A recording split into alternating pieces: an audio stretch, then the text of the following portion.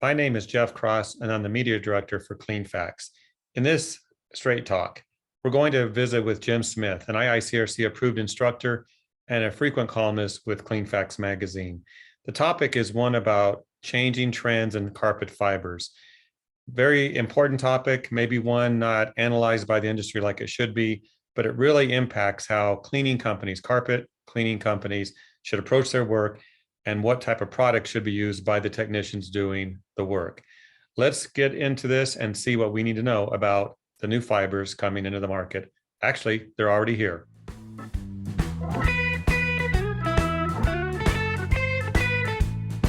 I'm pleased to welcome Jim Smith, an IICRC-approved instructor and a frequent columnist in CleanFacts magazine. No doubt, Jim, you're kind of famous out there in the CleanFacts world. How are you today? I am doing great. How about yourself? Everything's good here in Ohio. I know you're in Texas. You're probably enjoying a little more heat than we are, but we're not here to talk about the weather. We're here to talk about an important topic, an article in CleanFacts that you wrote that's in print coming up about trends in carpet fibers. Polyester is dominant. Nylon used to be king and it's no longer king. Give us some advice about what we need to know about polyester carpet cleaning compared to nylon. Well, indeed, I like to follow the trends every year. And ever since 1912, polyester has been in the lead. And I was stunned a few years ago to find out that nylon had dropped to number 3. It was actually behind triexta. And at first, we weren't quite sure what to do with triexta. Was it a form of polyester or was it uniquely different? Is there something about it that we should be taking note of? And as I looked at the curriculums that we had developed, they were all centered around nylon. And the thing about nylon compared to these other synthetics is its absorption of water. Depending upon what methodology of testing that we do, we could say these percentages vary somewhere between 4 to 9.5%. Whereas with the same type of test, polyester would be somewhere between 0.4 and 0.8%, and triexta only 0.1%. So how would that change chemistry? And if you think back, for those that have had some professional training, in the cleaning chemistry, we put a significant emphasis upon studying alkalinity and pH. Why? Because of the water absorbency. In water, we can have chemical reactions. And by chemical reactions, I mean we have a propensity to change molecules, change substances. For example, nylon itself will dissolve into a strong acid. It's not that nylon will dissolve in anything related to water, but the acid would chemically alter it and make it something else. And if we went too far on the alkaline scale, then we could easily dye or change its acid dye blocker and also the dyes themselves. So as I noticed the trends that were developing in cleaning, we were taking our knowledge of alkalinity and surfactants and that type of thing and running into a problem, especially with the triexta fiber, but the others too, that we couldn't fix with those types of understandings. What was it? Why wouldn't alkalinity and a good detergent with emulsifiers not fix this? And it was because these fibers are not really prone to have a chemical reaction. Instead, they're prone to absorb oil. Now, I didn't say adsorb, I said absorb. And the contrast between absorb and adsorb is this. You're only looking at one letter difference between a B and a D. When we adsorb, like add, the oil's on the surface of the fiber.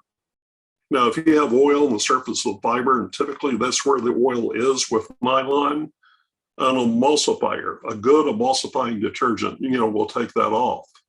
But let's not forget that emulsifying detergents or surfactants are surface active agents. They don't go inside the fiber. And we never have stopped to consider that there's only 2 forms of chemistry that can go inside the fiber. One would be a solvent. If you have an oil-loving fiber and you have oil that's absorbed inside that fiber, then a dry solvent or semi-polar solvent, would aid in going in there and pulling that oil out. The other thing that we hadn't, considered was the only other form of physical changes that can take place would be absorbing into an oleophilic material, an sorbent. And we have never really boiled that down and gotten into details and what the contrasts are. Consequently, when a few years ago, when we looked at this, especially with the triexta fiber, we found that, the answer was definitely not in, using an oxidizer or using a better detergent or trying to reformulate things. It boiled down to really, with hot water extraction, of adding a solvent if possible. Now, I say if possible. We need to understand that frequently solvents are hazardous substances. And as such, the federal government says it's a violation of federal law to modify those products, unless that's described in the label. Fortunately, a lot of manufacturers make those allowances. We'll name specific products that we can use, to enhance the performance. When we took that approach, that worked. Now, there's another problem with using solvents too. Frequently when we're in commercial buildings, we now have to deal with United States Green Building Council's LEED program. And we got to ask ourselves, are those solvents in compliance with that program? Aside from all that, we got to remember that anytime we use a solvent, we're creating VOCs, volatile organic substances. They normally are irritants, of some sort out there. So then, as we begin to look at that and the problem associated with the VOCs, we begin to realize too that possibly in dry compound extraction, we needed to look at a different type of detergent as well.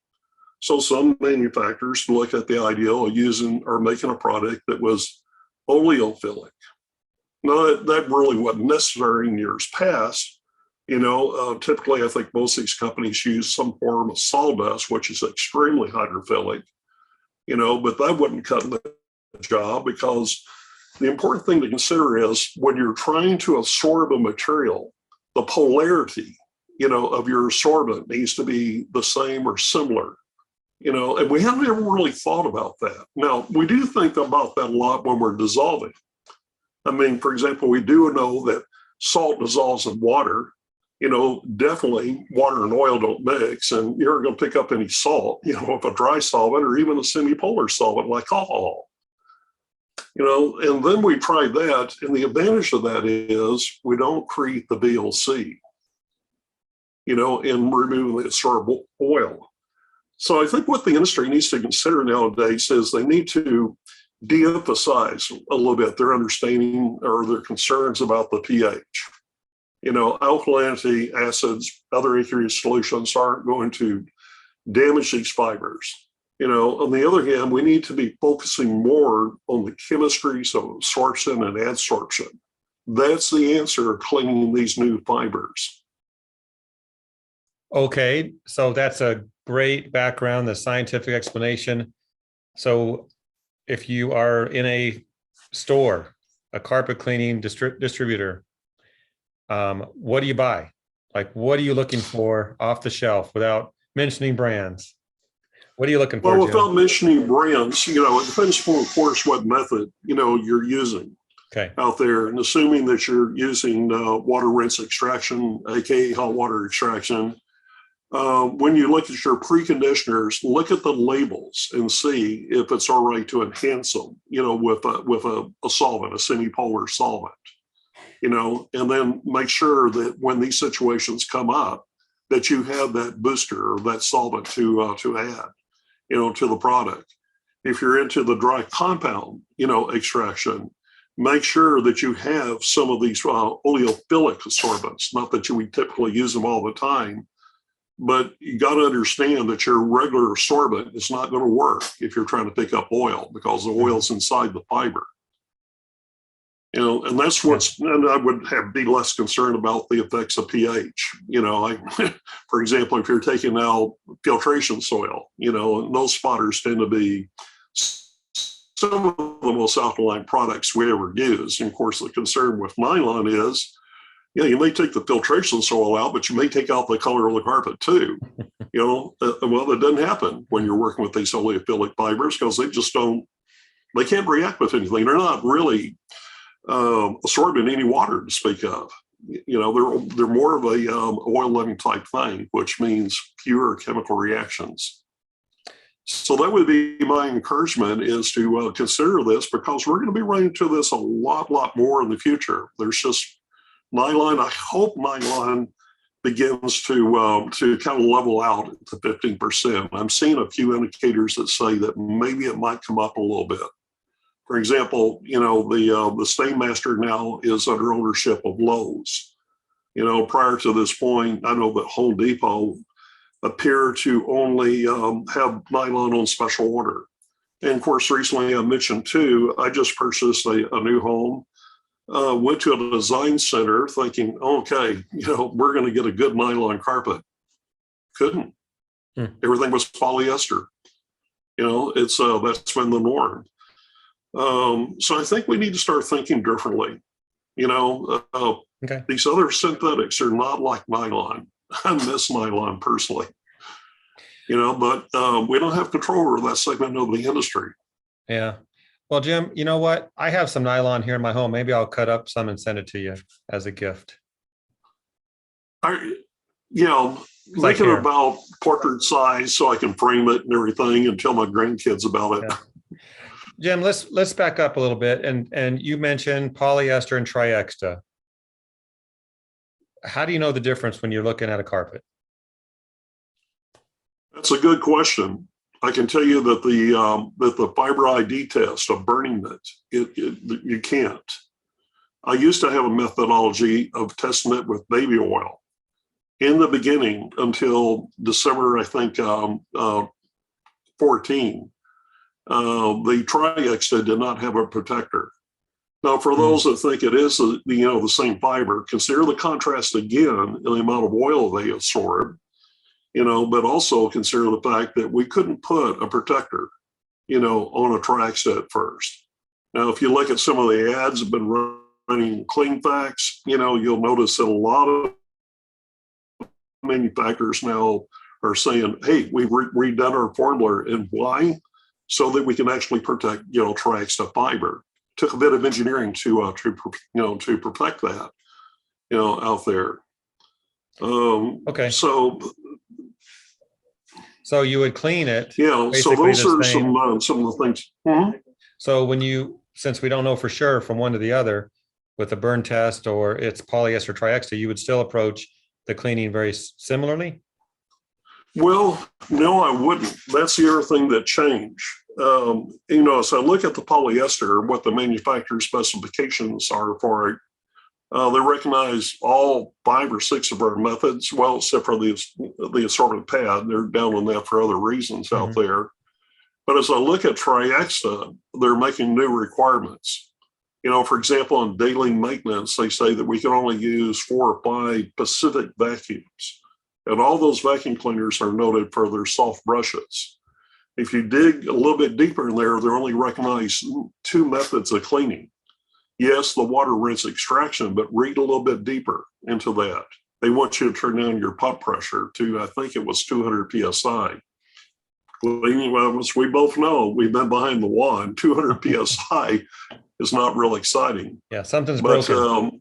Yeah, consider this too. If you're going to be doing the assortment pad, typically when you buy, the assortment compound, typically you're given quite a few different types of brushes to use. You have to use the softest brush. Hey, as a guy that's done a little bit of dry compound extraction, that's disappointing. A soft brush, that's where the parts come from, is from the brush out there. Yeah. So it's not fun. You need to be careful because, the standards are pretty clear, that if you don't follow the manufacturer specifications, you're not aware of them out there, and there's texture problems, there are going to be problems. So how do you tell the difference? That was your original question. Yeah. So the triexta has a smoother hand. And I know that doesn't mean much. Okay. Yeah. But I think most of the consumers that have the new fiber are going to know it by its brand name, the Smart Strand, fiber out there. They're going to know that. Or they're going to know something about the, the corn factor, that they get some of the raw products come from corn. Mm-hmm. And that's about it. Man, what you're wish telling somebody me had something is, to contribute to that. as a professional, I need to rely on the consumer's knowledge of what they have. Yes, That might work. It might not. that's true. I would say if you get out, and of course, if you're a carpet cleaner, you have a sense of what the hand of the carpet, is, and if it suddenly feels very soft to you, softer than what most polyesters feel, there's a good chance, that it is triexta. Okay. Also see if it's a Mohawk product, because only Mohawk basically is able to buy the Sonora, polymer from DuPont, to make it. You probably aren't going to see this with a Shaw product. So would you agree with this? If you know it's not nylon and it's a polyester triexta, you're going to be dealing with an absorbent an oleophilic fiber, no matter what. So yes, you're going to need solvency to get that out of the fiber. Right. Yeah. Rely more upon solvent and solvent boosters. Mm-hmm. Don't worry too much about your, the pH of your product or how much alkalinity it has, because it's really not a factor. Yeah. And advise the customer, to vacuum frequently, of course, and things like that. These are softer fibers, or at least the polyester is for sure. The carpet will not tolerate abrasions as easily as nylon did. Mm-hmm. Okay. Keep them clean. Well, Jim, thank you for your advice today in this recording, and your article in the September issue of Clean Facts will explain more details. So we'll look forward to that. And I feel a part 2 on this topic is probably going to happen in the next month or two, because this is an issue. Keeping up with I think it is. Mm-hmm. It's going to involve a lot of re-education of ourselves. We're going to have to get into some of these other things that we haven't talked about in the past, because they're going to be the dominant issue, more so than talking about what pH is this product. Mm-hmm. All right, Jim. Well, we'll catch you down the road. Thank you. Thank you, Jeff. Take care.